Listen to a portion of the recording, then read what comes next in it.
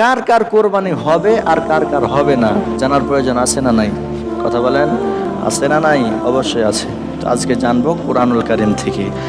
আল্লাহ রাব্বুল আলামিন বলেন, কুল ইন্না সলাতি ওয়া নুসুকি ওয়া মাহইয়ায়া ওয়া মামাতি লিল্লাহি রাব্বিল আলামিন। আল্লাহ পাক বলেন, কুল, হে নবী আপনি বলে দেন, ইন্না সলাতি, নিশ্চয় নামাজ, ওয়া নুসুকি ওয়া মাহইয়ায়া ওয়া মামাতি লিল্লাহি রাব্বিল আলামিন, নিশ্চয় আমার নামাজ, এরপরে কুরবানি, আমার হায়াত, আমার মৌতের মালিক তিনি কে? আল্লাহ, যিনি হলেন সৃষ্টি করেন মালিক, তিনিই হলেন আমার হায়াত মৌতের মালিক।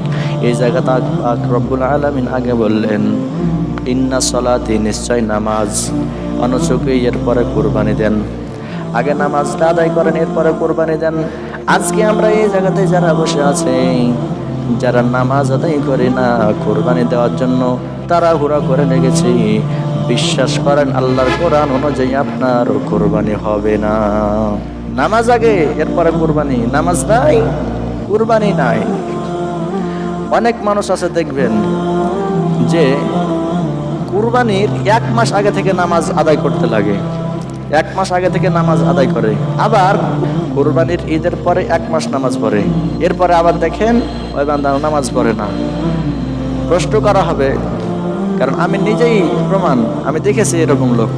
তো প্রশ্ন করলো যে আপনি কেন এইরকম করে নামাজ আদায় করলেন? তখন বলল যে হুজুররা তো বলে যে নামাজ ছাড়া কুরবানি হবে না, এই জন্য ঈদের 1 মাস আগে থেকে নামাজ ধরেছি, আবার 1 মাস পর পর্যন্ত নামাজ আদায় করেছি, এই জন্য আমার কোরবানি কবুল হয়ে গেছে। বিশ্বাস করেন, এইরকম মন মানসিকতা নিয়ে যদি আপনি কোরবানি করেন, নামাজ আদায় করেন, আপনার নামাজও হবে না, কোরবানিও হবে না। নামাজ নাই, কোরবানি নাই। শুধু কি এই আয়াতে আল্লাহ পাক বলেন? অন্য আরেকটা আয়াতে আল্লাহ বললেন, কুরআনুল কারীমের ভিতরে সবচেয়ে ক্ষুদ্রতম সূরা, সবচেয়ে ছোট্ট একটি সূরা, যেই সূরাটা আমরা প্রায় সবাই জানি, সূরাটার নাম হলো কাউসার। কি নাম? সূরা কাউসারের ভিতরে আল্লাহ পাক বলেন, ফাসাল্লি লিরাব্বিকা ওয়ানহার। আল্লাহ পাক বলেন নামাজ পড়ো এবং কুরবানি করো। আগে নামাজ, এই জায়গাতেও আল্লাহ নামাজ বললেন, এরপরে কুরবানি। তাহলে যার নামাজ নাই তার কুরবানি নাই। নামাজ পড়েন না, আপনার কুরবানি হবে না।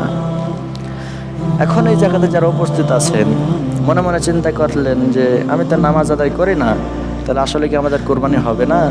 হ্যাঁ, একটা শর্তে হবে, আপনি যদি তওবা করতে পারেন আর এরকম মনে ইরাদা করতে পারেন, ইচ্ছা পোষণ করতে পারেন যে আমি আর কোনোদিন নামাজ ছাড়বো না, তাহলে আল্লাহ রাব্বুল আলামিন আপনার কোরবানিটা কবুল করবে। আর নয়তো নয়, আপনার কোরবানি কবুল করবে না।